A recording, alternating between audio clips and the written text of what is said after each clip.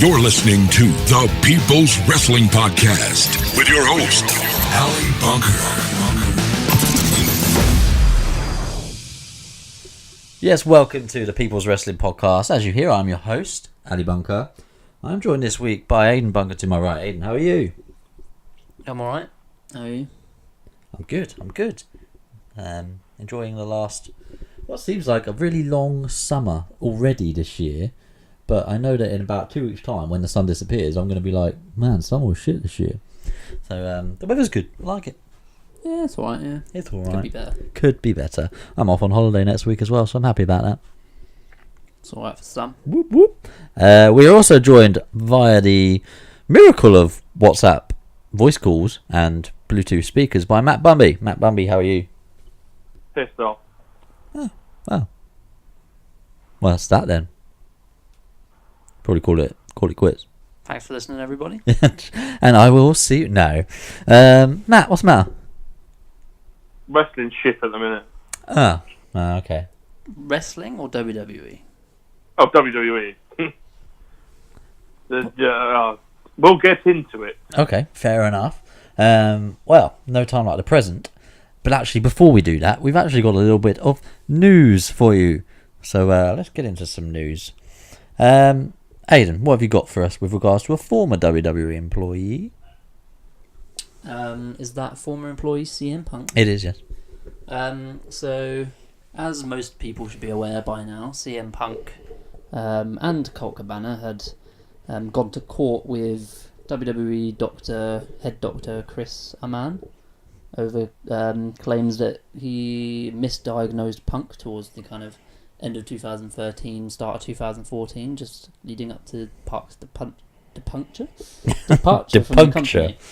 So in the last few days, about over the last week or so, they've been in court just to resolve the issue. And as of yesterday, Tuesday, the 5th, it's all been settled and the jury had voted in favour of Punk and Cabana. Yeah, so this is obviously a big deal for the individuals involved in this because we're talking large sums of money at stake in this case. Nearly £4 million. Yeah, so CageSideSeeks.com reports that a man's lawyer had asked for $3,989,000 in compensatory damages, which is That's $1 per person that listens to their podcast. Exactly, $1 for each verifiable stream of the episode of The Art of Wrestling in question, which was back in November 2014. Obviously, Colt Cabana's infamous podcast with CM Punk after he left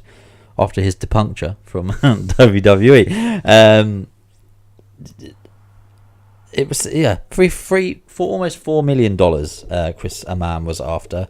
The jury in Cook County, Illinois, who heard the case, only needed 2 hours to come to a decision, and they, as you say, they came to that decision and sided with Punk and Cabana. Just $4 million for what essentially amounted to defamation of character is a lot of money. That is, especially when you consider the circumstances in which he was supposedly defamed. There weren't really any. I mean, obviously, if they're making misleading statements about his medical integrity, I can understand that you would be pissed and you may seek legal action. But $4 million for what amounted to essentially was, as we were talking about before, a ruined Thanksgiving dinner. Yeah, it's very. I'm glad this is kind of settled. It didn't affect my life in any way. It's got nothing to do with me. But it all just seems very. I don't want to say immature, but it all seems just very petty from both sides. Petty, yes, definitely. And fair play to Punk and Cabana, who have obviously come out on top in this situation.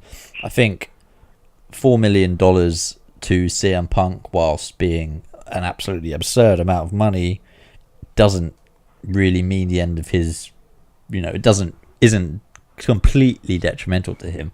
I'm sure he could afford his share of that, whilst he obviously wouldn't be happy about it. But to an indie wrestler like Colt Cabana, well, you got to feel sorry for Colt Cabana because it was just an interview on his podcast. On his podcast, yeah. But I mean, I haven't listened to it back for a long, long time. I can't really remember everything that was said. I think it got taken down. Oh, did it?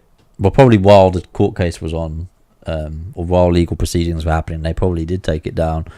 But I quite distinctly remember this part being about Chris Oman being, or allowing, or allowing Punk to compete with a staph infection, right? Yeah. Well, it's a lot of it is also about the lead up to the kind of January 2014 period, where he was suffering from things like really bad headaches and dizzy spells and bad pain and the constant kind of. Wasn't he even concussed in the Royal Rumble? Yeah, there was. I'm just trying to find on Twitter now. There's a really good timeline from a Twitter user I can't remember the name of, who details not only a kind of a timeline from about summer 13 onwards, but he does a detailed timeline of the Royal Rumble match itself based on Punk's comments in the podcast. And there's something like Kofi Kingston comes in early, hits him with a kick, which apparently concusses him. And the referees kept giving him instructions, Punk, to get eliminated, to go out. And he just kept refusing and wouldn't do it. He ended up actually staying in the match for over 40 minutes after getting concussed. He said that the original plan was for him to get to the final four, which he did, and then to get eliminated by Kane. So everything seemed to go to plan. But yeah, he apparently competed with a concussion for a very long time in the match. Yeah. And he says you can see the staph infection on his lower back, but upon like the footage that WWE have released based off that, you can't see anything. And apparently it's more, the trunks that he wears, got stars along the back of them. They were more upon the star level, which is like basically the top of his arse cheek. Yeah.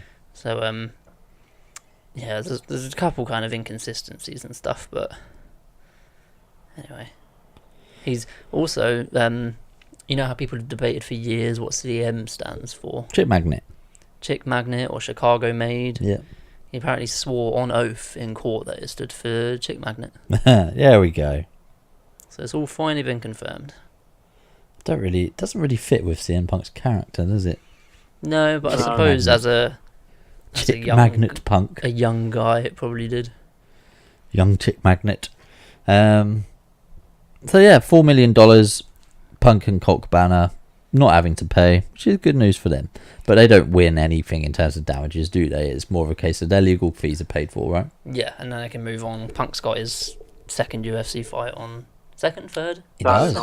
So on Saturday night. So at least he's won something this week. Whee! You can get that out of the way. Get it out of his mind and just focus on the fight. So it can't have been the best build up for him. No. I don't know who arranged the court case so close to the fight, or who arranged the fight so close to the court case. Yeah. Probably more likely. But yeah, that's not what you want going into a real fight. No. Especially with a staph infection. Right. Any other news? Matt, you got anything for us this week? Aiden, anything? Only that Aaron Chambers from Geordie Shore did call out CM Punk after his win. Did he? Yeah. In one of our first ever episodes, I remember you saying that they actually were going to fight. That never seemed to materialise. I didn't say they were going to fight. Yeah, you did. Yeah, I remember seeing that sometime last year. You said it, Matthew. You said it, not me. If you go back... I guarantee you that I did not say that. Well, you can go back and have a look.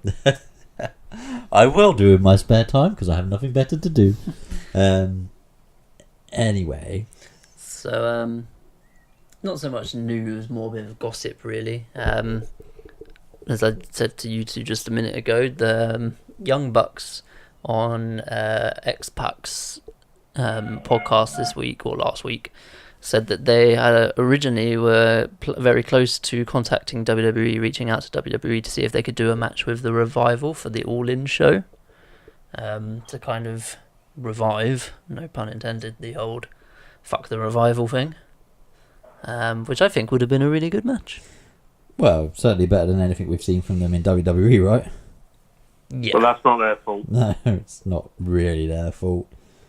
Yeah, interesting this one, because obviously the whole all-in thing is to be completely independent, to show that they can do it without any big names from WWE, and doing this obviously would fly in the face of that a little bit, right? Yeah, a little bit. That in the end, that's why they decided not to, because they thought they would, even if WWE weren't to promote it at all, they would still be getting help from WWE by having these guys loaned to them. So Yeah. they opted against. Fair enough. All in, when is that again? 1st of September. First of In the September. Sears Arena in Chicago. So it's still a little way off. Little way off. Have you seen this? The Starcast thing in the few days before it, though. No.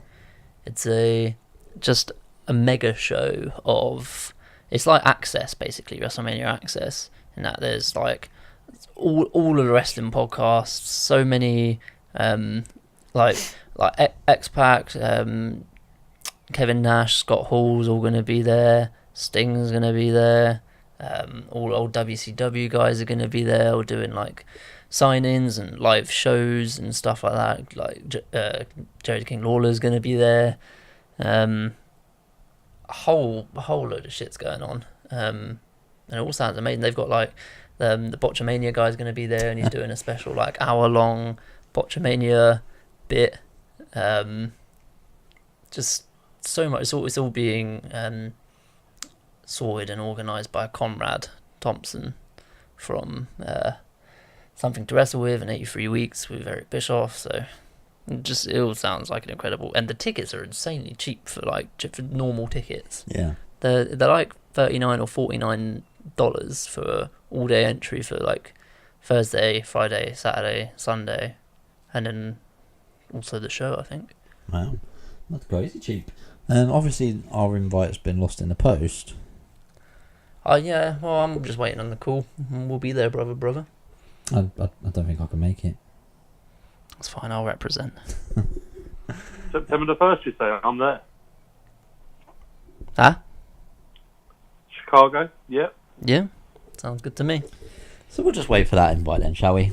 I'm They- sure they, it'll come. They were also talking about whether it's going to be televised or not, and they said at the moment they haven't got anything in place, they haven't agreed anything, but there were discussions as to whether it would be or not, but they said it's looking pretty positive and likely that it will be streamed online. So that'd be good, because I would very much like to watch. Fair enough. Right, are we done with the news this week, guys? Well, I fear the news is going to be better than our review, so... Hasn't there been rumours, to bring back our gossip column, and there been rumours about Nikki Bella and John Cena getting back together? God knows. Anybody been watching Total Bellas? I haven't. No, yeah, I haven't watched it's a any of pile it of yet. shit. Absolute dog shit. Quite enjoyed it. I've seen 2 episodes, the only 2 that have been shown here in the UK. Yeah, and me, and I've just... Oh, it's so... Do you not agree with the such booking? a work. It's such a work. It's a bit controversial to make this a work, though. Surely would John Cena really agree to this? I mean, Yeah. we've had this conversation many times, haven't we, since the news of their breakup surfaced. I mean, you watch it and you think, if it's acting, both of them are acting pretty well. Especially Nikki Bella. We know John Cena can act, but... But I can't understand how she can go from being absolutely besotted by him, not going to get married, not going to have kids, to now they're going to get married, oh, now I want kids. Yeah, it was because of Birdie, wasn't it? That's what she says. Oh, yeah, but it's just Well, bollocks, isn't it? You know what? The fucking bird. You know what they say? Bitches ain't shit. Oh, these hoes ain't loyal. Could Exactly. even say that. Just ask John Maybe Cena. you know the whole Strictly Curse. Yeah, Maybe it was that, just in Maybe. American form. maybe. I don't think Dance Partner is a competition for John Cena. I'm pretty sure he was dunno. really gay. Have you ever seen Artem? He's a handsome man. I have no idea who he is. He used to be on the UK. Did he? Yeah. All right. Wow. Artem Markalev, I think his name is. You know too much. Way too much. Right. Speaking of too much, I think there was too much Raw this week, as in about 3 hours too much. Yeah. It was just a bit shy. I will sum up Raw in one sentence. I bet this has got some expletives in it. Was on commentary. Oh, yeah. Oh, yes. That summed up Raw for me. Do you know what? There was times where I was kind of on board with it, and then he started going off on Corey, and this was the first match, actually, to be fair. He started going off on Corey about Corey saying how Jinder and Sunil Singh were just classy. And he didn't quite understand that Corey wasn't getting at the point that them interfering was classy. He's saying they are classy. And He's then saying that they're valuable for Jinder. Yeah. And he was sort of like, oh, don't worry about it, Corey. They're just being classy. It's like, David, you're getting the wrong end of the stick. He just doesn't have a voice for it. Yeah. He's got a very nothing average voice. Yeah. Doesn't stick out in a voice of Cold and Graves. Even Byron sticks out because you can tell it's like who it is. Yeah. Listen to David Otunga. If they hadn't told me it was David Otunga, I would have gone, who the hell is this? That's the thing. There was that opening segment. Yeah. With Rollins and Elias. And then they introduced him. And I can't remember if it went to an advert or something, and I was skipping back from advert, and suddenly I just hear David Otunga's voice, and for a while I was like, who the fuck is this? I was like, is this just some at first I thought Byron, and then I thought it was some random backstage guy, and then, oh shit, this is the actual original Raw commentator that got drafted last year. Yep. My biggest thing was they're in fucking Houston. Yeah, where why was not have Booker Booker T? But yeah, they did actually. Coach just takes random weeks off as well. Corey mentioned it, didn't he? He was like, I wish I got every third week off to watch golf. But they did actually introduce him. I don't know if you saw it. No. After the first segment, they panned up to the announce desk and they were all standing there and they introduced him. It looks different. No, I must have skipped past that bit because I watched it quite late, so I was in a rush before bed. Fair enough. But yeah, he was just a bit rubbish, and commentary was a big theme throughout the night because as much as we've enjoyed Ronda Rousey so far, I thought her commentary was really awkward as well. The whole that segment. Oh man. The whole bit about being what didn't I call her? Ripe for the picking. And she said, only my husband can call me that. Twice. And then they went off for a break, and then they came back, and Corey was like, just to get your views again on Ronda, what Nia says you're ripe for the picking. Well, I think only my husband can call me that. It's like, what does that mean? I think she's making a sexual innuendo. Innuendo. I think she's trying to make it funny. But twice. It's like WWE went, oh, because they pretty much cut her off the first time she said it. It's like they went, that was funny, say that again. That was good, actually. Shit, we should have... I bet Vince was like, say it again. Damn it. But yeah, just commentary was not on point this week. On Raw, on SmackDown, on the other hand, I actually really enjoyed it. I like the trio of Graves, Phillips, and Saxton. As much as Saxton annoys me, you can tell that these three guys are friends. Yeah. They're all of a similar age-ish. Seemingly. I don't really know that for a fact. I would imagine they're all in kind of early to mid-30s. I actually think Tom Phillips might only be about 29. Oh, really? But, yeah, they all just seem to get along and have a good chemistry. And then you get to Raw, and it's like, Michael Cole's a twat. He's a mojo. Class A mojo. And then there's Coach who's sort of just in a world of his own. Yeah. And then there's Coach Corey. who, like, it's like Coach comes up with things to say in his head, but doesn't have any gauge for how people are going to react to what he said. Yeah. Which you would think... Which he comes across as he's doing legitimate sports commentary, which I know in a way is a good thing. Sometimes it does add to it because sometimes he will make a point where I'm like, yeah, you know, that's a really good point. Like no one else would make that point. Yeah. But then other times it's just like, why are you making this point? What is the point you're making? Just can't stand when he's like, guys, my one word for this hour.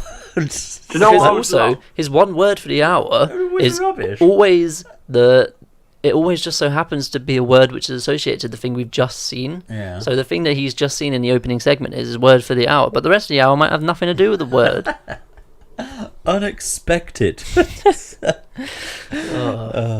No, just no. It's not working with Coach. I mean, I Do you know don't what I'd love hate it. to see? What?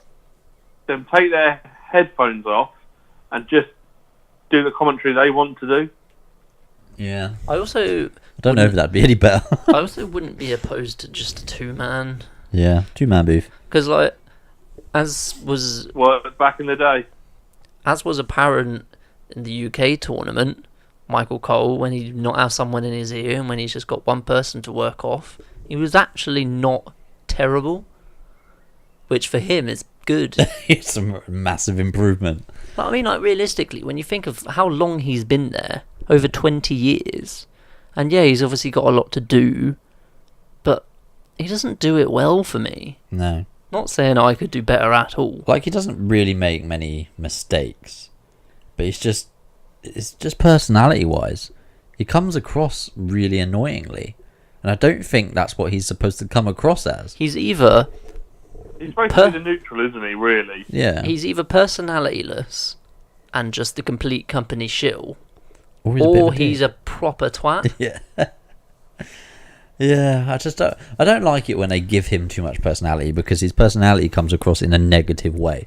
It's like, it feels like whenever he displays bits of his personality or an opinion on a wrestler, it's always as if he's kind of just going into it for himself. Yeah, digging him out.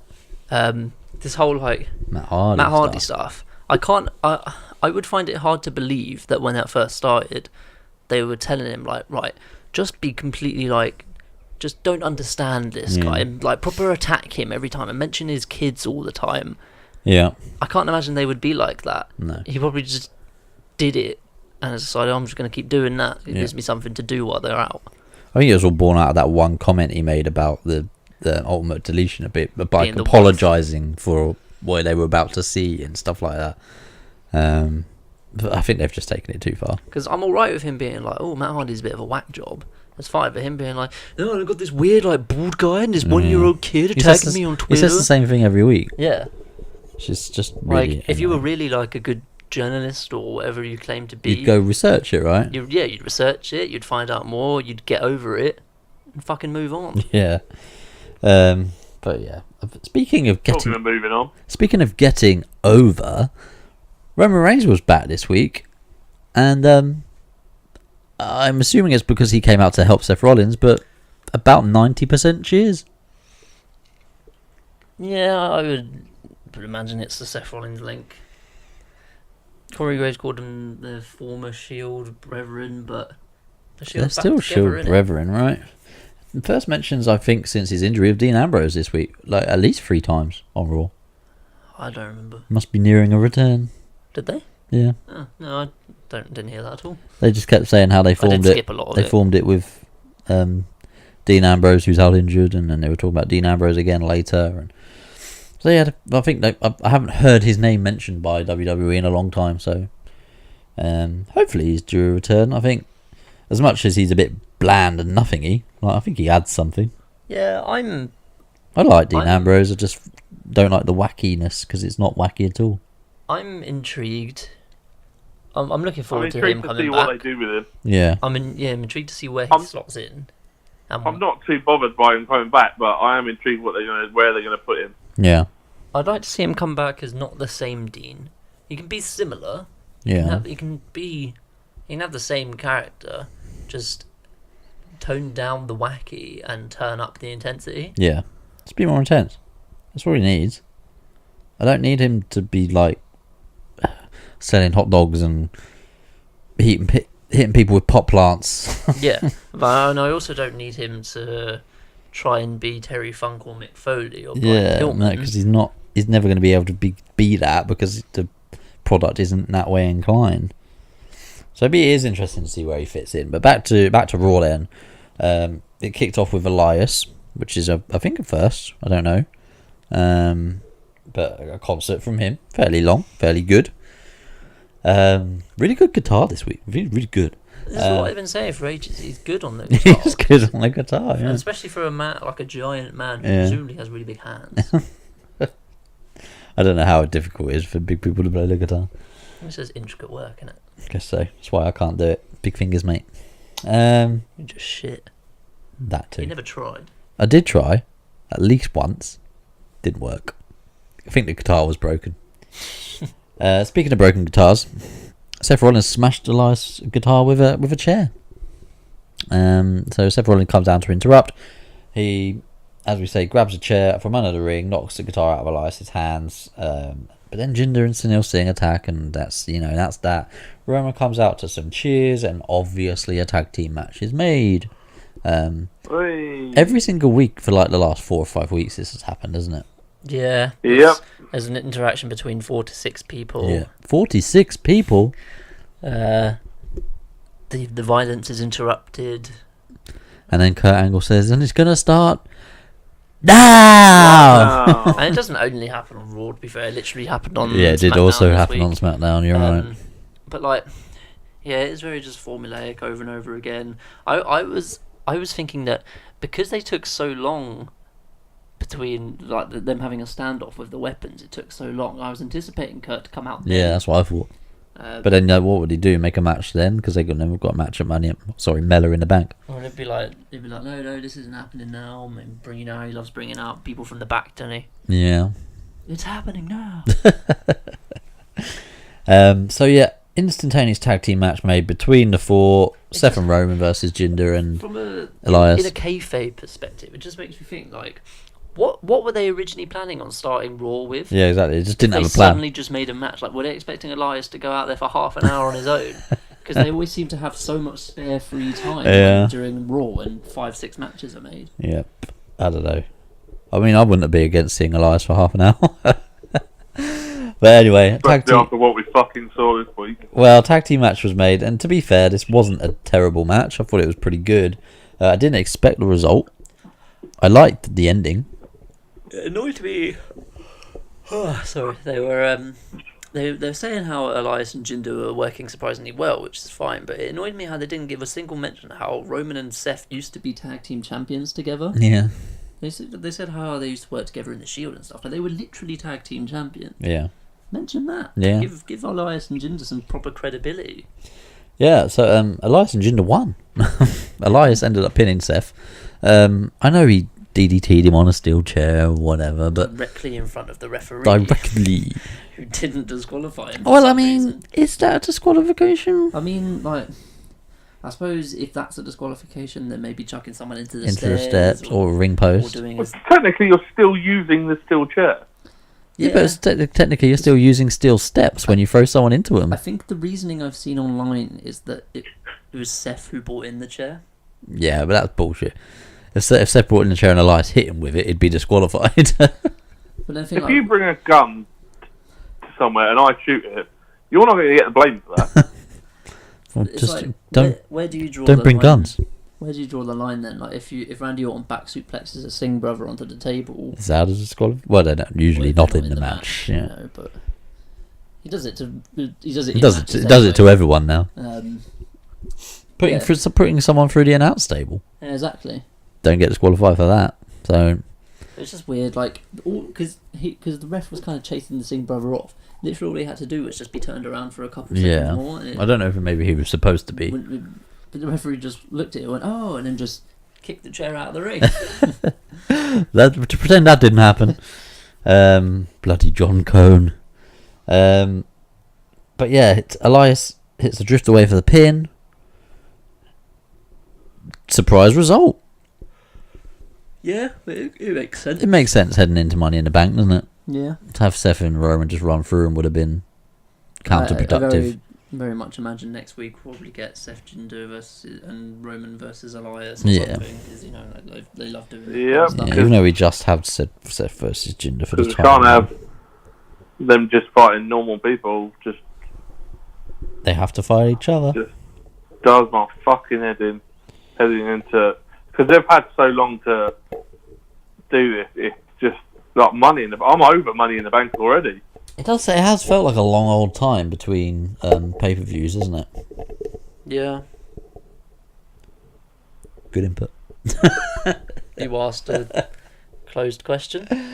But it has. I mean, we obviously had WrestleMania, and then we had Greatest We got Royal 3 Rumble, pay-per-views in the space of about 3 or 4 weeks. Backlash. And then haven't had one in about 4 weeks, 5 weeks. So it seems Can you like a call massive Backlash drought. a pay-per-view? It was shit. And I think, this is part of the problem. Backlash was so bad that we've been like itching to have a good one, and we know Money in the Bank will be good because Money in the Bank ladder matches are good. And then you've got like AJ Shinsuke and Seth Elias and even Roman Jinder. But because Backlash was so poor, the wait has felt extra long for a good pay-per-view. So moving on from this first segment of the night, then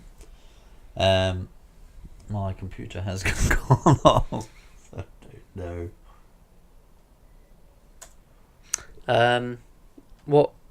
What happened after this? Kurt Hawkins. Was that immediately after? Yeah.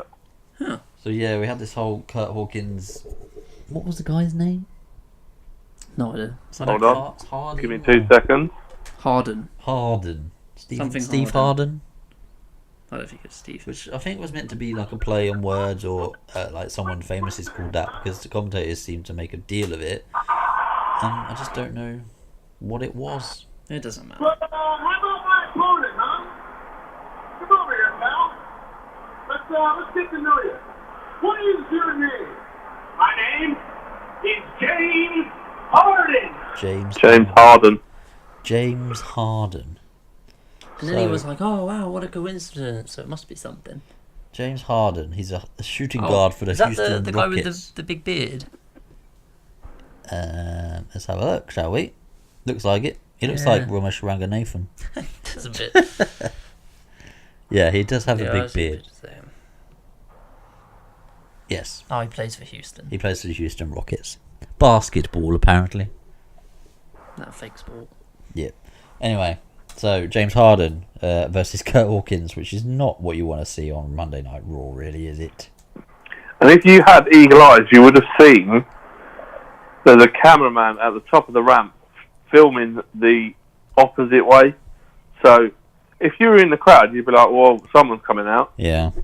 But let me just go back to the stipulation for this match. Obviously, Kurt Hawkins, trying to break his losing streak, said he was going to give everybody in the arena tacos. Well, there was only about 10 on the table, mate.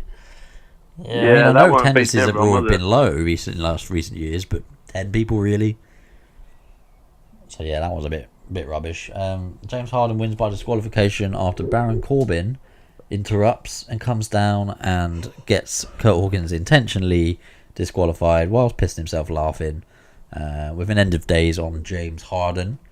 And yeah, we find out later in the night that Corbin has been appointed constable of Raw.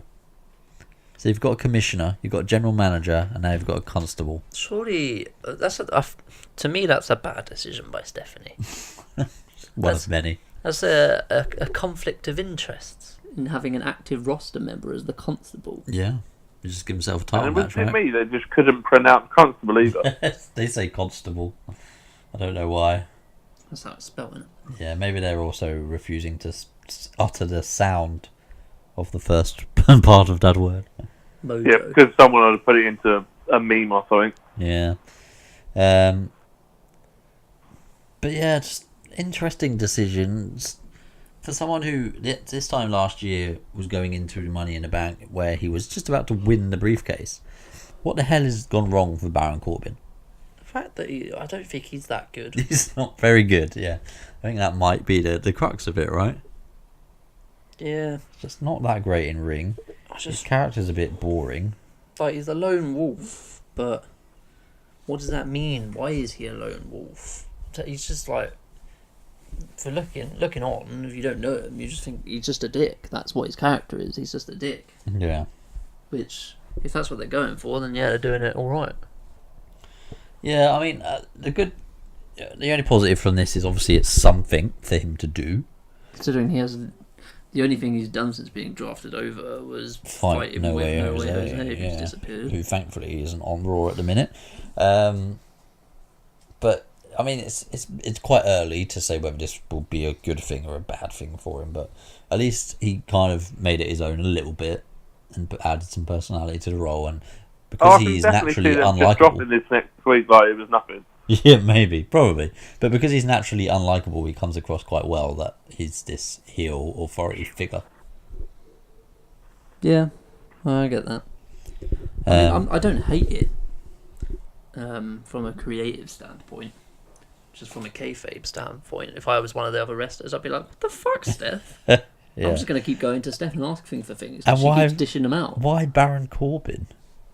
Like, why? He's nothing special, is he? Why did he wait till Kurt Angle after he'd already fucked up a match? Yeah. And why does being Constable give him permission to do that? Yes, but it wasn't the first time that he interjected himself, so we'll come back to that later, because that was one of the later matches on the card. But the B team are our new favourite tag team, right? No. Oh, Without doubt. never mind. Matt's new favourite tag team. Well, at least with the best theme music anyway. Entrance music, not theme music. Have we found out what theme music is it? No. I imagine it's going to be called Battle I think Scars. it's called Battle Scars. I checked Spotify yesterday, it's not on there. Keep checking, but I don't think it's there. It does usually take a while to get on Spotify. Just giving it a quick Google for you. Battle Scars by CFO, featuring Kit. What's that? Battle Scars Hold on, by let me see if it's on iTunes. CFO's $, featuring KIT. Apparently. Hold on. Battle Scars. Not Battle Cars. This Battle is Scars. just great podcasting. Great podcasting. But yeah, they By secured who? themselves a title shot. Which, you know. I, for one, was shocked. I mean, Considering the whole match was based around them, I thought there was no way that they're going to win this match. And then they did. I mean, I was they telegraphed it weeks ago. I was a little bit like, surely Dolph and Drew would have been better placed to win this one, given the fact they're a new team. Drew's hot at the minute, and you know it would make sense. But I mean, yeah, this whole segment and this whole thing has been geared up to the B team for the last 3 weeks, right? So I did like the way in which they won it. yeah, it was quite good. The clumsy, Yeah. accidental elimination of Rhino. And I think I was a little bit disappointed that it came down to them and Heath Slater and Rhino, because Heath Slater and Rhino are such a nothing team now Yeah. that, like, the Revival were in that match and they were just tossed out like they were nothing. Breezango should be more over than they are, but aren't, because they're being wasted on things like this. Even the Ascension, they're massive dudes. They should be difficult to eliminate, but no. Well, yeah. And Dolph Ziggler and Drew McIntyre. I mean, obviously Dolph got eliminated, not Drew, and I think the story there is, you know, we'll see more of this dissension in the future. But like, Heath Slater and Rhino, really? Yeah. It just wasn't good. Just wasn't very good. But they gave themselves a title shot, and you know, fair play to them. The B team have made something of their leader in The Miz departing from Raw and going to SmackDown. So it's Well, where do we think they're going to go with this? Are they going to give them the titles, or are they just going to give them this title match and then that's it? I can't see them winning the done. titles from Matt Hardy and Bray Wyatt. It'll be similar to Breezango and the Usos last year. It'll be like a light comic relief to get them through a pay-per-view. Yeah. And then they'll just go back to jobbing. Yeah, I think they will. Maybe they'll break up. I don't know. That'll be the feud of the summer. Yeah. If I was the writers, I'd give it them. Yeah? I'd give them the titles. Over Bray and Matt? Yep. Do you not think there's bigger things for Bray and Matt? Like bigger plans for them? Probably not, knowing WWE actually. But I could just imagine the comic value that they would have with the titles. Yeah, I guess so. I mean, I'm not against it. I don't see it happening. They're just another one of these people. I have no idea. Are they heels? Are they baby? They're supposed to be, aren't they? But they're like funny heels, so they're baby faces now. But what makes them heels? They're Because just nice, lovable because guys. they were with the Miz. Exactly, but that hasn't happened for 2 months. Yeah. But, I mean, that's why they're heels. They haven't turned. Like we said last week, there's not been a definitive turn from people recently, other than Shinsuke Nakamura.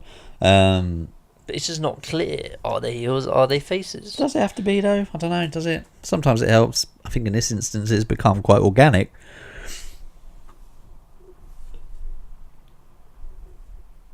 But yeah. Moving on from that. So we touched on it slightly. Nia Jax versus Natalya with Ronda Rousey on commentary. Natalya, man. Overacting or what? Just this whole fucking This whole thing was terribly acted, wasn't it? If you think of the whole thing was overscripted. People that can't really act. I think, right, so she hurts her knee. Nia takes advantage. And Natalya is literally lying on the ground for about 3 minutes holding her knee, and the referee's just like, "You okay, Natalya? We're going to get you to the back, alright? We're going to take you to the back." Fucking take her to the back then! Yeah. Why does it need Ronda Rousey to come down to put her arm, like her shoulder around her and drag her back to the back? Like, you could have done that yourself. Exactly. The medical team, nobody came down. Nobody came to help. Just left them. But like, yeah, the whole like, oh, I want to see if she's okay. No, back off. But I just want to see if... No, back off. Like, It's really... It's not any reason for me to be like, wow, I can't wait to watch that match. No. Well, I mean, do you not think that it would have been so much better if Nia had just like done a bit more damage to her leg, and then Ronda comes down, and then she pisses off out the ring? Yeah, I mean, at least have... Like, there was no reason for Ronda to even be mad at Nia, because Nia didn't do anything. Nia even apologised to Natty, but Nia didn't do anything. Yeah, and like, if Nia, like, maybe you could have Natalya like crawling back across the ring during the match after she hurt her knee, and then Jax gets up and leg drops her knee. Yeah, something like that, or splashes just like to win on her knee, to win via just a bit of a that was. Yeah, that was a bit of a dick move, but that's what you need. Because that's what she was last week. Last week she was a bit of a twat. Yeah. But this week she's very much like, oh, Natalya's my friend too. Yeah. I'm sorry, I didn't mean to hurt you. Oh, fuck. And it was done a bit enough. Just go. Well, oh my god. Yeah, the backstage bit was even worse in terms from an acting point of view. Did anyone notice though in the pre-match bit for this, where they showed Natalya doing some air punches backstage, and then Ronda was in giving her tips and stuff? Did you see how fucking quickly how quick her punches were? Oh, I'm not surprised. They were rapid, and then you compare it to Natalya's, who were like she was going fast, but in comparison, I was like jam, jab. It was crazy. You've done enough. Just go, which is what Rousey told Jax. I think we should probably just go away from this feud. Yeah. Yep. I mean, only WWE would cock up Ronda Rousey's singles debut for a championship. Yeah. I just don't care anymore. You know what else they've cocked up? Baddest woman on the planet. Just don't have a talk. Yeah. You know what else they've cocked up? Sami Zayn and Bobby Lashley. Everything about this. Just everything about it. The only good thing about it is Sami Zayn's mic skills. Like, that's the only good thing about it. Sami Zayn is what's saving this from being one of the worst feuds of all time. Well, could you imagine if this was like Baron Corbin again? Yeah. Like, Sami Zayn is turning the stuff that he's been given from chicken shit into not chicken salad, but to just not chicken shit. But then it all just comes back to being chicken shit. It's just like when he came back, I was the one that said, "I'm not happy that he's back. He's going to be boring." I think all of us said that, but I said like, look, I'm willing to give him a chance because he looks like he's got better. But no. But like this whole feud is based around Sami making defamatory comments about his sisters, and then insinuating that maybe Lashley wasn't even in the army. That's it. Yeah, which the crowd loved. USA, USA, USA. America's Fuck off. so easy to wind up, aren't they? Yeah, all you got to do is say that insert local sports team here is shit, Yeah. and also America sucks. Yeah. Or I'll say something terrible about the army, or even just question whether someone was actually in it. I remember going to see a Raw, and they said, "Oh yeah, Man United are rubbish," and everybody cheered. Yeah. They got it so wrong. Yeah. They thought, we're gonna get a boo here. We're gonna get a boo." No. Like, I remember Shane McMahon making a comment about Jose Mourinho because he was in the crowd once, like 2006 or something, and everyone just started taking the piss out of Mourinho because Shane said something about him. But like this, how many times did Bobby Lashley say, "Where are you going? Where are you going, Sammy? Sammy, where are you going? Sammy, where are you Sammy. going? Where are you going?" Oh, yeah, no. Bobby it's just- Lashley's just terrible. It's just terrible. He's the worst. It was terrible. The whole thing. He's the. Could you imagine a segment between him and Ronda Rousey? Bobby Lashley is the Dana Brooke of the men's of the division. men's division. Yes, he is. They're just the worst. They're just the worst. Braun Strowman versus Bobby Roode. Braun beats Bobby Roode by a pin with a running power slam. Highlight of the match: Braun smashing a ladder in half with his two fists, as Michael Cole kept saying. Give me heel Bobby. Heel Bobby. Oh, it was the. I got under the ladder. Woo! So stupid, wasn't it? What are you going to do now, big boy? Like, what was the plan? It's just to hide on the other side of the ladder for the rest of the match. Yeah. So I can go around the ring and go to the other side. I would have, like, maybe been like, oh, what's that? And then, like, try to drop kick under the ladder or something, or shove the ladder at him. Yeah. Anything. But no, just hiding on the other side of the ladder. Yeah. What Made was no your logical what was sense. your plan? I am a little bit worried Stupid Bob. what they're going to do with Braun Strowman after Money in the Bank. There isn't really anything for him to do unless he wins. But does he need a Brit? I don't know. I don't really know. Because he's He the kind needs of a guy feud. who doesn't need a title. So say if Elias wins, because there were rumours, quite strong rumours going by that Rollins is challenging Lesnar at SummerSlam. Yeah. And Lesnar, by the way, is only 7 days away from breaking Punk's record. Without defending it more than like 3 times. Yeah, so the rumours are to be true, or to be believed, that Rollins is challenging Lesnar for the Universal title, then he's going to be losing the IC title. Not necessarily. Well, you would imagine. They don't do that. They're not these going to days. be title versus title with Lesnar being the Intercontinental Champion, are they? Exactly. They don't literally have no Yeah. male singles titles. So say if he does lose it to Elias, you could maybe go back to a Strowman feud with Elias for the title, but he doesn't need a title. Especially the Intercontinental title. He's already got the Greatest Royal Rumble He's Championship already got belt. that good green belt. So, So which we've never seen since. yeah, I'm not entirely sure. Does he just go back to the one-man tag division? No, definitely not. Does he Yeah, try and definitely conquer the not. women? Do we get Braun Strowman versus Ronda Rousey? Does he just go into a storyline with Alexa again? Maybe. I don't know. Does he start a best friends tag team with Roman? What's Kane doing these days? Mayor. Running Knox County or whatever it is.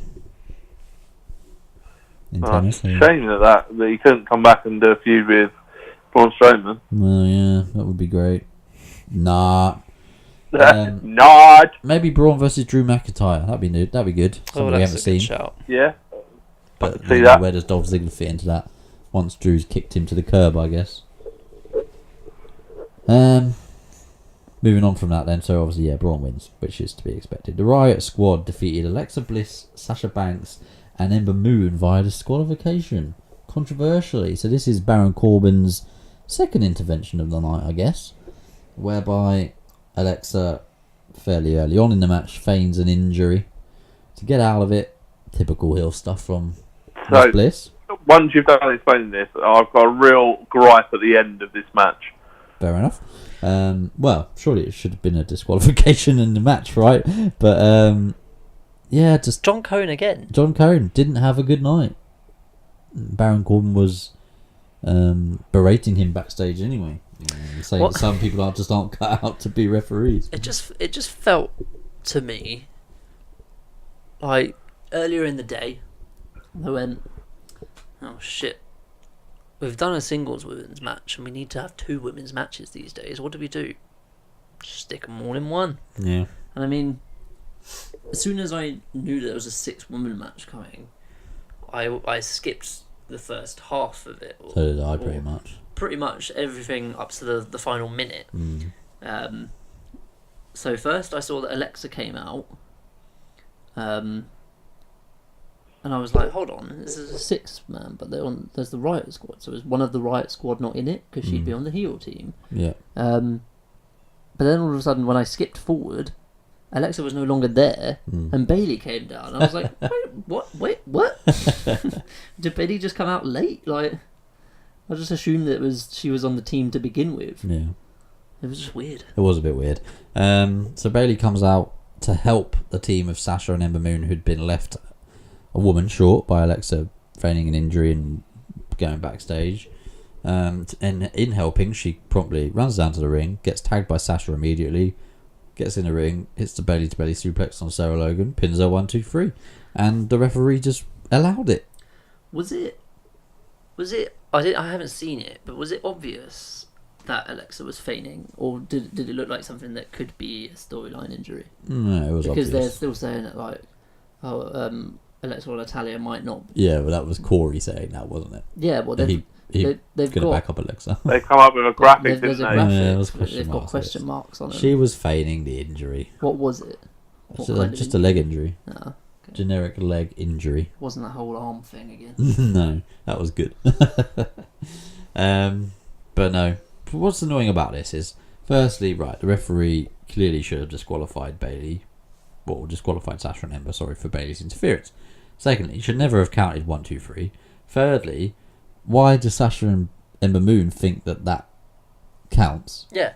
Why did they then seem to get the bit that pissed really, off? really bothers me. Why did they get pissed off with Bailey? Yeah. Like, they were happy when they thought they'd won, but as soon as they thought they'd lost, they were like, well, fucking Bailey What'd you do that screwed us for, over, you isn't she? dumbass? Well, I mean, all I did was give her a dirty look. Well, especially Sasha. But There was like a little bit of a nice moment between the two for once. she was about Where to be like, She was thanks for about to helping. say, "I wish." No, she nearly said, "I wish it was you in the Yeah. in the bank match." And Bailey was like, don't say it. But, like, And then Ember Moon was like, you guys need to hug it Yeah, out. just And fucking then go they were over about it. to hug, and then Kurt Angle interrupted. stupid Kurt. Stupid He's not just Kurt. weird. Finn Balor versus Kevin Owens. So, this would be a match ordinarily that we'd be raving about. And we would have looked forward to for weeks and whatever in part of a great rivalry. But it's not. It's a nothing match that has no consequence on anything. These two guys did a good job. It was a good match. But what's the point? Too sweet. Too sweet. What the hell does that even mean? I mean, it gave Kevin Owens an opportunity to display his new gear. Yeah, yellow or gold, is it? Bumblebee gear. Bumblebee yellow. Michael Cole and David Otunga saying this is the first time that the two had met in WWE. I mean, strictly speaking, that's true if you think the main roster. Yeah. But obviously, we've seen him in NXT before have much better and longer and more significant matches than this. It annoys me how they never mentioned that. Yeah. Just be like, So yeah, it's like- these It's two. not like it never happened, is Yeah, it? it's not like it happened outside of WWE. You would Yeah, just say exactly. these two had a great feud in NXT. On NXT, you know. Same But way why that do they they would say say that, with Kevin but and then they Sammy. can say Bailey and Sasha had amazing matches in NXT? Yeah. Exactly, because you could even say these two actually fought in a ladder match Yep. for the title, and they've got a ladder match coming in 2 weeks. Yep. Perfect logical path, but no, it's as if it never happened. Just didn't happen. That was Beast in the East, wasn't it? That No, that was Brooklyn, Oh. first Brooklyn. Oh, right, yeah. He won the title at Beast from the East. Anyway, ending of this match, highly disappointing. Owens just gets disqualified by stomping Balor for too long in the corner. Yeah, very easy way out. Yep. The frog splash was good after though, but pretty impactful. But I mean, everything other than this was just a bit. The coup de grace was good. Was it though? I mean, it was very high. It was really high, but essentially what it amounted to was a drop kick to Kevin Owens' arm. A drop kick to Kevin Owens' arm. Yeah, because it wasn't a stomp on his chest or belly. Oh no, but I mean, like, even still, from that height. Yeah, I don't know. It just didn't look that great. I wouldn't want to be on the receiving end. Because I don't know how he does that move without legitimately hurting people. I still don't know how he does that move without hurting anyone. But even if you do kind of buckle and bend your legs and stuff, you're still landing on people's chests and stomachs. It looked like... Did you see where he fucked up against Samoa Joe in the NXT? Yeah. And also, slipped off his chest. I think... and this might just be Kevin Owens being brilliant, but it legitimately looked like it hurt his arm. Because you know, when you suffer a coup de grace, generally you would grab your chest or your stomach or whatever. Kevin Owens went straight to his arm. And when he first did the drop kick into the corner and Kevin Owens fell to the ground, he was very far away from the ladder. Really far away. And I was like, no way is Finn going to jump that far and do it. And you could see Kevin Owens eventually scooting himself along the ground. Yeah. So it was a bit of a damp squib at the end of that match, but you know what? Finn climbs up the ladder, grabs the briefcase. Grabs the beefcase? Oh, one thing I do want to mention from this, I put a tweet out about this. It was good to see him do his entrance with the Special Olympics guys. Yeah, that was cool. Quite cool. Very, very much the whole same with WrestleMania. No hoo-ha about the Big Show being I know, literally just turned up. Please welcome the Big Show. It's like, oh, he's back. Yeah, but you know, Balor Club's for everyone, and that was good. That was one guy especially he was like, this is my moment and I'm going to take it. He was doing the full-on Finn thing, and then straight away he was going in with the 2 sweets, and he was all over it. I saw a backstage video from when they're all in Gorilla, Finn talking to all of them, being like, you already come out do my entrance with me? Because I don't think they knew that. Yeah. And he was like, you guys want to do my entrance? And they were like, oh my god, we're going to do it. It was crazy. Yeah, to be fair though, if someone said to me, like, do you want to go and do Finn's entrance with him, I'd be well happy. Yeah. So yeah, that was a good, nice little moment. For this whole thing, the Balor Club is for everyone is an inspiring movement for, I guess, for disadvantaged or... You would imagine only good things could come from it, but WWE... it's going to be exploited in some way. There'll be a storyline where Balor Club is for everyone apart from one specific person. Yeah. Or someone will be like... I'm not even going to. Or there'll be an entire storyline based about someone wanting to be a part of Balor Club because they've heard it's for everyone. Yeah, and that's what the whole story is going to be. It'll probably be B Team. We want to be a part of the Balor Club. Or Kurt Hawkins. I don't know. I could just imagine someone with a disability being exploited by WWE as part of a storyline. That's all I'm going to say. They've never done that before. No one with physical deformities or height problems. Yes. Last note on Raw for me, Kurt Hawkins, who was lining up for presumably his finisher. I don't even know if he has one. I don't think he's ever hit one. What is his finisher? I have no idea. Is it it like fat checker or something? It looked like he was going for maybe some kind of like running knee because he was going like lining up in the corner or something. But I mean, it could have been anything. Yes. So that was Raw. I mean, one liner on Raw. My word for Raw. My one word for this hour. Rubbish. Wank.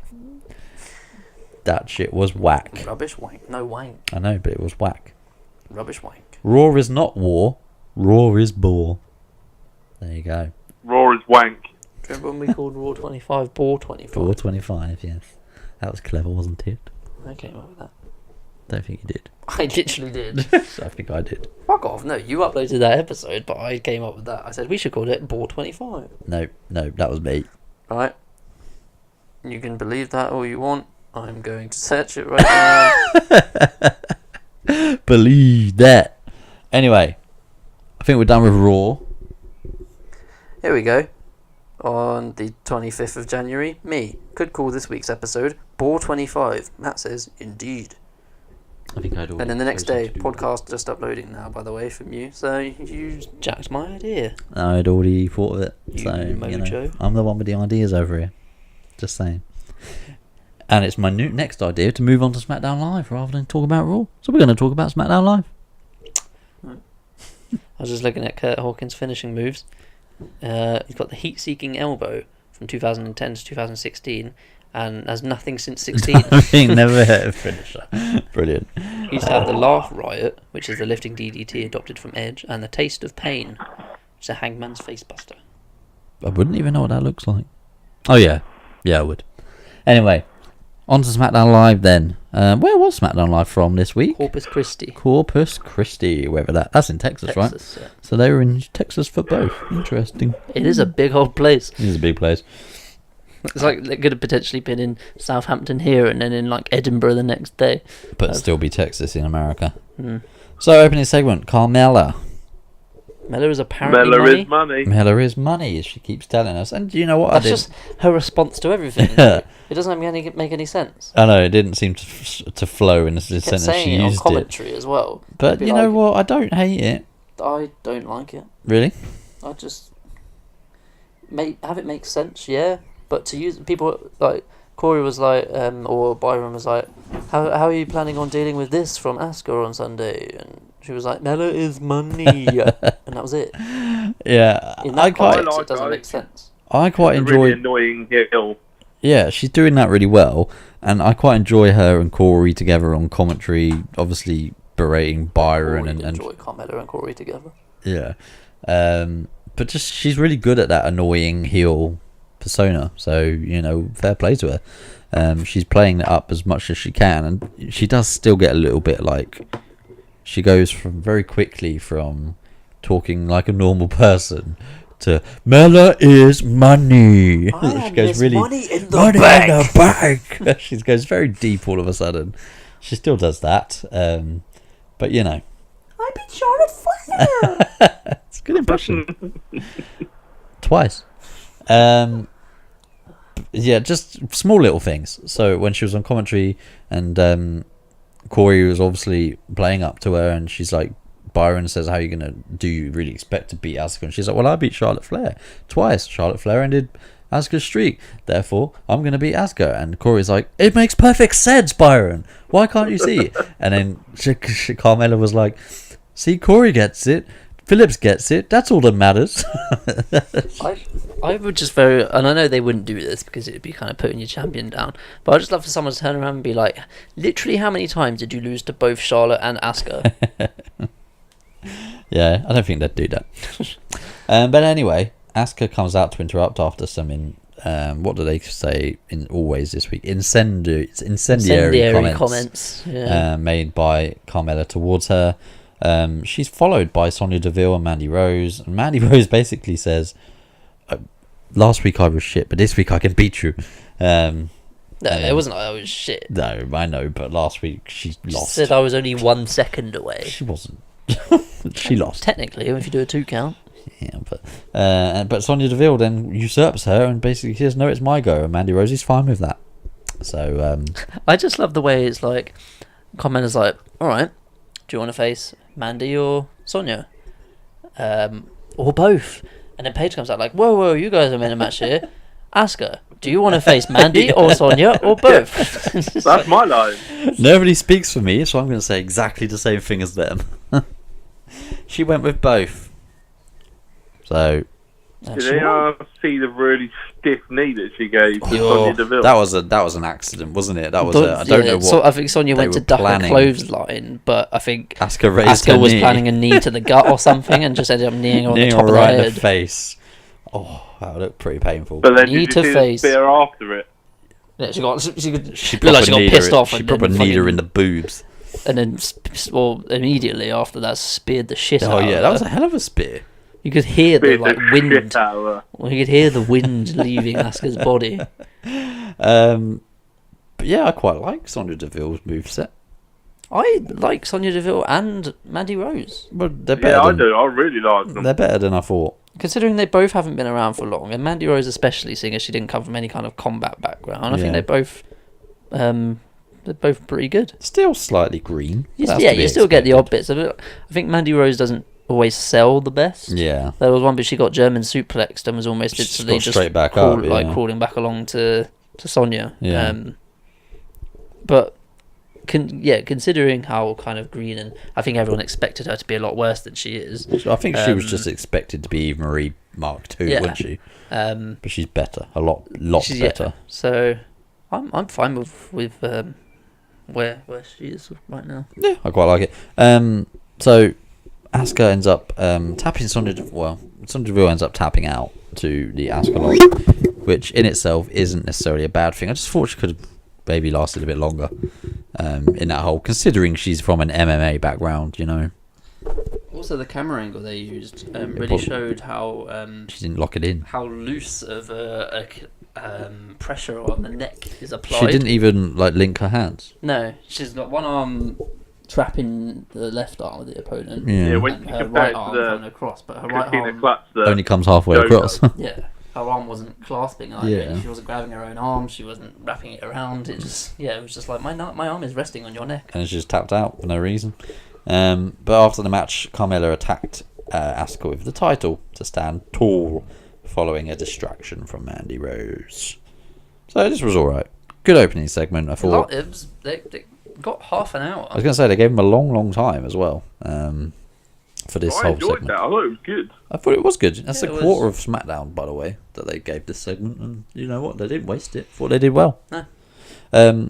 Who else did well? New Day trolling Miz backstage. It's so childish and petty, but it was bloody funny. I like how Miz can do these kind of things as well, where he can have the piss taken out of him, and he can put himself in these silly situations, and it doesn't hurt him. Yeah. But Mr. Bootyworth was there with the pancakes. And you could tell he's not an actor or anything because he was laughing the whole time. Right? And Miz and Big E, and especially, just played us really well. Big E says he wanted Miz to help him show their member to the WWE Universe. Rephrase that. I can't remember what else. They say something about a move that Miz does, or one of them does. Sorry, I can't remember exactly what they've said, but it was funny at the time. All right. So funny that no one can remember. I'm gonna have to go back and watch it. Anyway, they want Miz to help them pick out a name from a hat. But when they pull his bandana down as a blindfold, they switch the hat, and there's pancake mix in the hat. All over Miz's hands. Not particularly happy about it. Just juvenile, generic stuff, but New Day and Miz really do well with this sort of thing. Quite like it. Yeah. Anyway. I just love the fake laughing. Yeah. Just Big E. Big E's just really such a entertaining. child. Yeah. He's loving life right now. He is loving life. Who wouldn't? He gets to just play pranks on people and just gyrate all the time. Remember that bit in Total Divas where he was seeing Natalia's sister? I think he was seeing it. She tried to set him up. Natalia's sister was going all over him. Yeah. But yeah, that obviously didn't go anywhere. Carl Anderson defeated, I was going to say Luke Harper, but Harper via pinfall. What?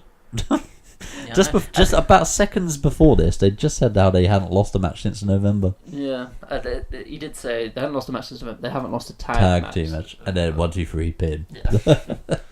But this match lasted about 2 minutes though. Yeah, it wasn't particularly long. But what I was going to point out was the WWE. I think it was WWE themselves who put this out. I don't know if you've watched it. The package they put out about Luke Harper.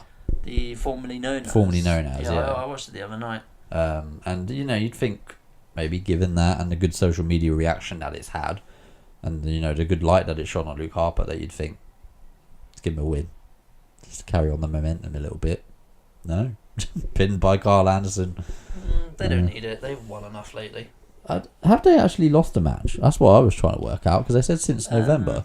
Not as a tag team. But I know they weren't the Bludgeon Brothers before. They lost. They were the Bludgeon Brothers in November. Yeah, I know, but I don't recall them losing the match. They won. It was either Harper or Rowan. I think it was Harper lost to one of the Usos when Naomi interfered. Probably Rowan. Bloody Rowan. I think it was Rowan actually, because it was half on the out. Rowan. Yeah, with the world's deepest voice. You're right over there, Matt. Yeah, I'm still awake, Josh. The thing about that formerly known as video, it'd be like, currently, of all people to do that on, a character like Harper, you'd think maybe leave that on the back burner for a bit. Yep. Like, I watched the one on Seth Rollins. I've not seen that one. That was quite good. It explains how he went from, like, he's had like 10 different names over the years, and shows like where he did his first matches and all that stuff. So it was pretty good. Yeah, I have to go back and watch it. I think that's the only other previous one they've done with formerly known as. Fair enough. I'm a little confused about the next match because I thought this was meant to be a 6-person match. Yeah, I thought this last week. That's what it was advertised as well. And then at the start of the match, seeing Rusev in a different tag match, I was like, oh, is this just not happening anymore? Yeah. And then it did, just This without match really annoyed me as well. And you know what? While I was watching it, I thought I wouldn't be... Because we all know that eventually Rusev and English are going to split, and it's going to be really sad when Rusev turns on English. Maybe I wouldn't be against the idea of... I think I know what you're going to say. Of a kind of... yeah, I know exactly what you're going to say. English getting a crush on Lana. Yeah, that's exactly what I was going to say. Pursuing Lana. Yeah. And then Rusev crush. And not in that way. Not in that way. And maybe Lana starts to reciprocate slightly, and then Rusev just gets angry and cuts it off. Yeah. Cuts it off. And that's the end of that. And then there's a big babyface turn for Aiden English, who, let's face it, is going to need something after Rusev dumps him. Yeah, because I mean, fair play to him. He's done really He's well. done well with what he was given, right? Because I imagine he was literally just brought in for that one night to sing a song about Rusev, or to sing the Bulgarian national anthem. And they've managed to turn it into a good, they got some legs into the most popular merch. So, done well. Yeah. So this was Jimmy Uso and Naomi against Aiden English and Lana. They defeated them via pinfall after a super kick to the throat of English, much to the chagrin of Corey Graves. The way that Tom Phillips is like, oh, well, this isn't good for Rusev and Lana. And Corey's like, this isn't good for Aiden. He's a fucking singer. Something else that wasn't good for someone, Charlotte Flair defeated via submission by Becky Lynch. Who saw this one coming? I did not see this one coming at all. There's Becky Lynch's 6 monthly win out of the way. There's her one win of the year. Yeah, so she definitely ain't winning money in the bank. She's not winning money in the bank, Matt, unfortunately. Hashtag Becky got bank. No, she hasn't. Becky's win record is wank, more like. No, okay. I would imagine on Smackdown it's actually alright. Well, we should probably check that standings account on Twitter, shouldn't we? You know what? I might go and do that right now. But while you do that, if I can remember what it's fucking called, because I forget it every time. What did we think of this match? Matt, did you watch it? Yeah, I watched it. Did you enjoy? I thought it was good. I think it was probably the best, or maybe the main event, but it was one of the best parts of SmackDown, the actual in-ring action, I thought. Ooh, here we go. Becky Lynch is 5th with 14 points, 7 wins and 4 losses. She actually leapfrogged Charlotte in 6th with 6 wins and 5 losses. And how many pay-per-view matches has she won in the last year? Zilch. Exactly. And she ain't going to win this one either. Do you know who's top of the SmackDown rankings this year? I'm going to go with AJ Styles. Is in 2nd place behind Shinsuke Nakamura. Shinsuke. 9 wins and 1 loss. Nakamura. AJ Styles had 7 wins, 6 losses and 3 draws. So AJ's fought a lot more than Shinsuke, that's what that tells me. Actually no, Shinsuke hasn't lost yet, he's got 1 draw. So yeah, he's won 9 of his draw? Shinsuke? Remember that. AJ's got 3. Well, I know 1 was Daniel Bryan, that's about it. Anyway, we'll go back to Charlotte Flair and Becky Lynch. I liked this match, thought it was really good. As expected, these two are going to deliver a good match. I want to see more of this in the future. You can tell that they're good friends outside of the ring. Yeah. Just their chemistry in the ring is amazing. Yeah, and I like the finishing segment. I thought the little sequence at the end was good. With the sort of figure 8 being counted into the armbar, or the disarmer, sorry. And disarm her. Disarmer. Charlotte tapped out quickly again. just a common theme throughout SmackDown, but it's only a small gripe. Which, to be fair, You would really. if you're in wouldn't a submission move where you kind of can't get out, you might as well tap as soon as. you? Yeah, I don't know. It just seems it goes against like Charlotte Flair's whole sort of mantra of, I like because I just want to see more of Becky Lynch in meaningful stuff. Yeah. I liked how when she went over to her, she went to pick her up and she grabbed her by the bad arm. Yeah. And Charlotte was like, "No, get off of my arm." So they kind of was like, "Oh, sorry," didn't pick her up by the other arm. Like, it's just it was good for continuity's sake. Yeah, I think it was good. Something else that was a stretch, good. Big Cass promo. So Hated it. the best thing about this was that it wasn't in the ring or it wasn't backstage. It kind of took us back to like the early 1990s where they did it on like the side of the stage. So that was interesting. I thought that was the only good thing about it. The second good thing was the fact Renee. that Renee was there, obviously. And a cool kind of 70s kind of outfit, which was kind of nice. Yep. Mum goes, "Oh, he looks like that one with the long hair." He is the one with the long hair. I said, "Who do you mean?" And I was like, she was, I can't remember his name. I was like, I don't know, like Chris Jericho. And he was like, no, but it was around that era. Triple H. I said Triple H. No, Shawn Michaels. No. And I was like, who's not going to be Bret Hart? She's like, no. And I said, she was like, he had long blonde hair. I was like, Edge. She was like, yeah. No. Who the other one with long hair? Christian. And then we were like, I don't know. And she was like, no, I think it is Edge. Show me a picture. So we showed her a picture of Edge. And she was like, yeah, he looks like Edge. No, he fucking doesn't. Nah, I don't think he does look like Edge. Cool story though. It's a shame you can't talk like Edge. That is a good point, Matthew. Well made. It is a shame he can't talk like Edge because I feel like he's been saying the same thing for 4 weeks. Cass's gimmick is, I'm tall. Yeah, my Daniel body Bryan is longer than your body. Have you never watched the Big Show match? Yeah, exactly. Being tall does not help. And also, he said that Daniel Bryan has never faced anyone as tall or as big as him. He literally won the world title off Big Show. He was a tag team with Kane. Yeah. Did he ever face the Great Khali? Probably did. In the Greatest Royal Rumble. Well, yeah, there is that. So, yeah. Just, and the bit at the end was a bit cringy where he was saying I was going to tear him limb from limb, and yeah, he's not. Let's face it. Yeah, I do expect him to win this match. Somehow. Yeah, I remember I was going to bring this up on the podcast last week, actually. Has anyone heard that Bryan's contract is still up? Yeah. It's still... They haven't signed him to a new contract yet. Hence why they're not really they're reluctant to go forward with any concrete plans with him for like world titles and stuff. In case he doesn't resign. Well, Resign. You think he would, right? I don't know. You'd imagine so, but I suppose it depends on what they give him. Yeah. Just don't have him job out to Big Cass then, maybe. That might be a good idea. WWE creative.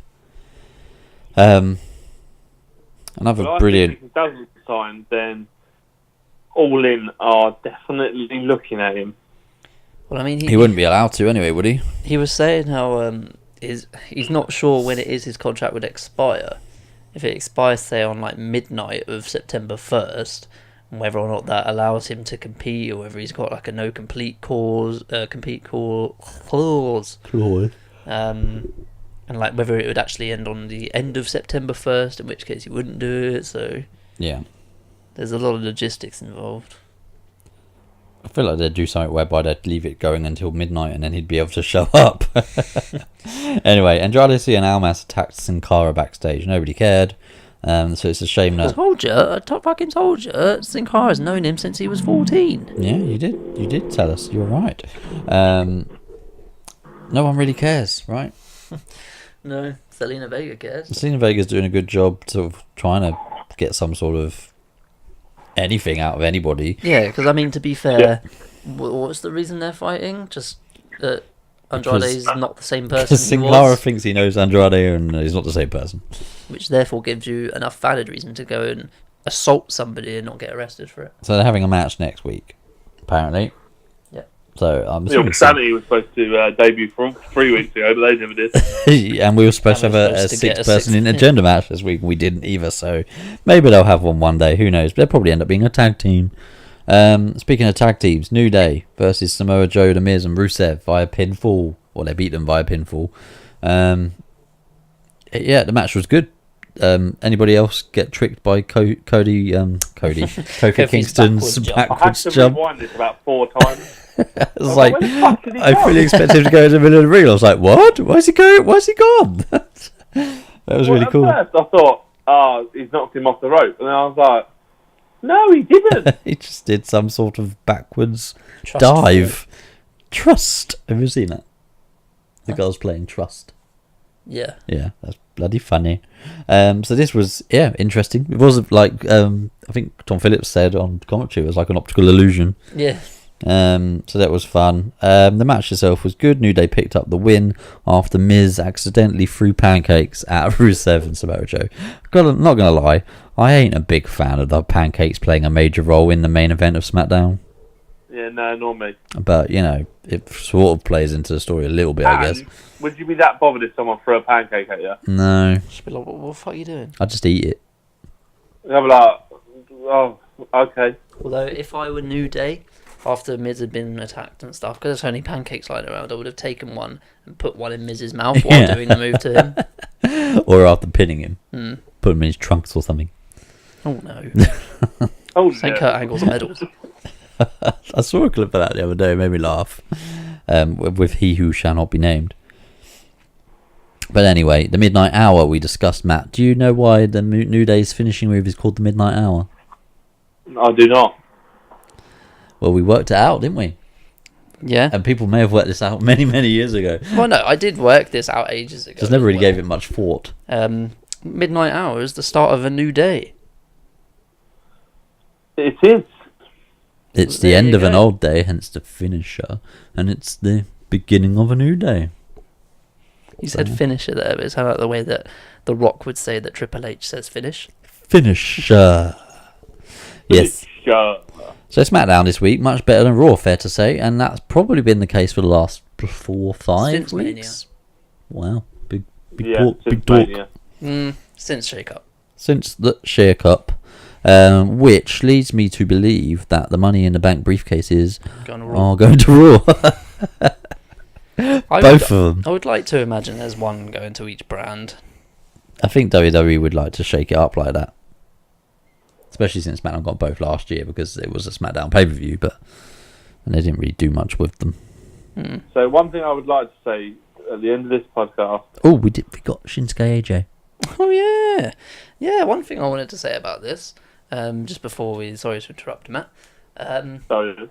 Was part of my brain when the camera cut and it was just a Paige sitting there and she was staring at the camera for a bit. Part of me was just wondering if she was just going to go, Paige here. Why? She's, the advert for the trailer for the trailer for the film, and yeah. she just stares, like, the cuts to her and then she just pulls a weird face for about 3 seconds and then Paige here. It's just really weird. Oh god, yeah, that was cringy as well. But this segment I didn't mind. I thought it was quite good. It shows Different, all right? you got to do is put it in a different location and it makes things more interesting. Yeah, Yep.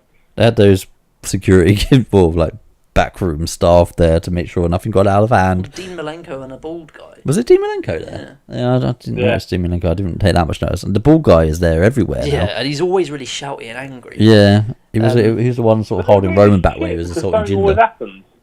You what? Sorry. They're really shit because something always happens. Yeah, they didn't Exactly. do. Why did They they didn't not do have their actual job. security? Yeah, but there was a contract signing for the match at Money in the Bank, which is obviously a last man standing match.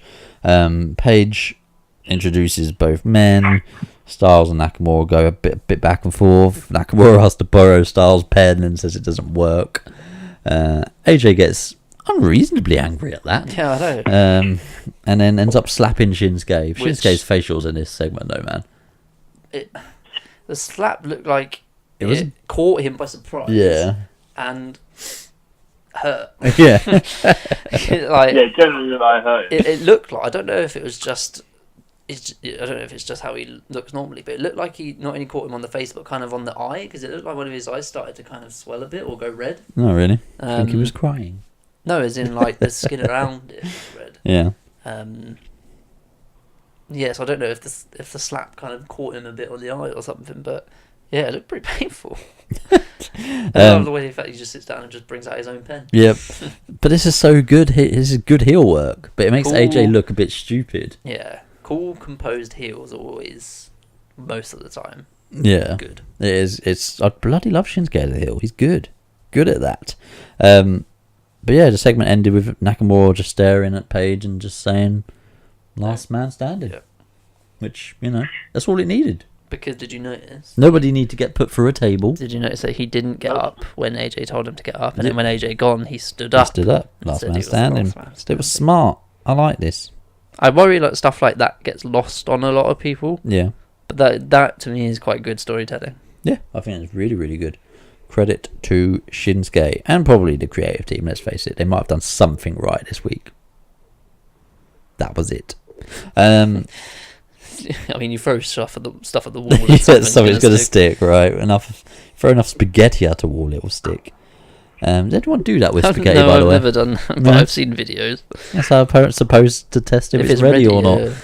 But then it's just a waste of spaghetti, I always think. Because if it falls off, it's meant to be ready. Oh, is it? I thought it was the other way around. Or maybe it is. If it sticks, it's ready. You're not going to leave it there, though, are you? Because if it's hard, if you haven't put it in yet, it's going to bounce off. It's not going to stick, which therefore means it's not ready. You wouldn't throw spaghetti at the wall if you haven't put it in the pan yet, would you? Some people. Why don't you just taste it? That's all I do. Yeah. That's what I do. Just taste it. Anyway, right. So enough talk about spaghetti. Pancakes have already have enough of a role in wrestling this week without spaghetti getting in on the act. I think that's it from us, right? Yeah. No, Matt, yeah, you Matt had one last final thought, right? I have something to say, and it's a round of applause for Ricochet. Oh, right, yeah. That move, I still don't know how he does it. It's like he A has springs in his boots, and B must have the world's strongest knees. Yep. Or his knees aren't going to last much longer. All that. Also, before that, he did a deadlift suplex to a 6'8", 300-pound guy. Yeah. Which was mental. But all he does is flips and shit. Yeah, just flippy shit, really. I can't wait for this match. I can't wait for NXT TakeOver. This whole rivalry's been good. Just both of these guys. I do worry if it's going to be yet another instance where we go, well, the takeover was amazing. There's no way in the main roster can follow that. Yeah. Oh yeah, they didn't. Probably. I think every single takeover that's been in before a pay-per-view has eclipsed the main pay-per-view, right? Do you reckon Triple H goes like fucking follow that? Yeah, probably. Because I mean, like, we've got Gargano and Ciampa in a street fight. Yeah. It's always going to be good. Be amazing. We've got this is a little bit of a downer. Aleister Black versus Aleister Black versus Lars Sullivan. Tag title match. What was the tag title match? Oh, Danny Burch and Oney Lorcan against the Undisputed Era. Yeah. Which has actually been I've been watching the NXTs since Mania in the last week or so, and they've actually been very entertaining, very good matches with these guys. So it's all looking good. Nikki Cross just nicked the women's title off Shayna Baszler as well. Don't know if you saw that. Yeah, I did see the that. most simplest thing, but actually looked really good and clever. Or just coming down and nicking the title. Yeah. Well, she pinned her.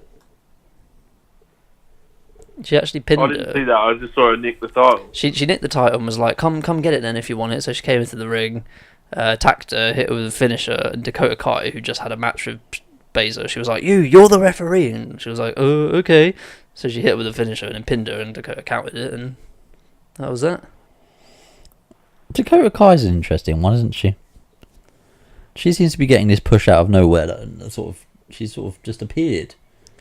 Is she She's been Bailey around- Mark too? Yeah, she's been around for quite a while in NXT. Well, I would say quite a while, about 6 months or so. Mm. Yeah, no, she's quite good, to be fair. They've got a good story going with her and Shayna. Yeah, I quite like that I story. To assume be fair. it's Nikki Cross at the takeover, I would imagine. Yeah. Before we end, I just wanted to run through some quick other bits of news from the world of wrestling. The Undertaker returns to action in Madison Square Garden in July 7th. He'd be making his in-ring return to Madison Square Garden, but why? First time in 8 years. Yeah, 8 years he's been away from Madison Square It Garden. annoys me we don't get Madison Square Garden on TV anymore. Yeah. They had a title change last year, didn't they, with AJ and Kevin Owens? Yeah, because they're there all the time, Yeah. but we just never get to see it on TV, which I kind of miss it. Yeah, I guess so. Do you think this is the Undertaker's farewell tour, or...? That's what I was thinking. Yeah. Or do you think he's just back, like he feels much better after his hip surgery and he's back? I think it's his farewell tour, and his last match will be at Survivor Series. Ooh, that's a good shout. That is a good shout. Quick question, just both of you. Undertaker's last match, who do you think it should be against? Shawn Michaels. That's not going to happen. Ed? Have you not heard the interview? Well, Shawn Michaels said he would be open to one more match, right? Yep. It's not happening. It's not happening. Especially with his cut hair. He can't wrestle with short hair. Aiden, how about you?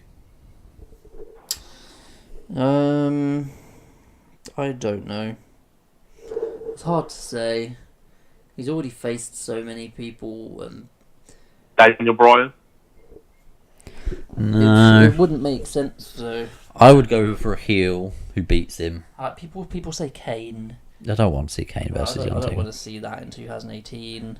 People say John Cena or Triple H, but I've already seen him face Triple H 100 times. John Cena's probably the best option, unless the only other Roman. route you go down is a torch passing thing. Yeah. Braun. Bray. Braun Strowman. I reckon. I think Braun would be the best bet. Could you imagine? Giant, super athletic, can actually move Braun Strowman, just run in circles around the Undertaker. Yeah. Oh, that'd be sad to watch. It would be sad to watch, It'd but be like it needs to happen, I think. watching something in the wild. A wounded animal. Yeah. That was kind of what WrestleMania 33 was like, wasn't it? Yeah.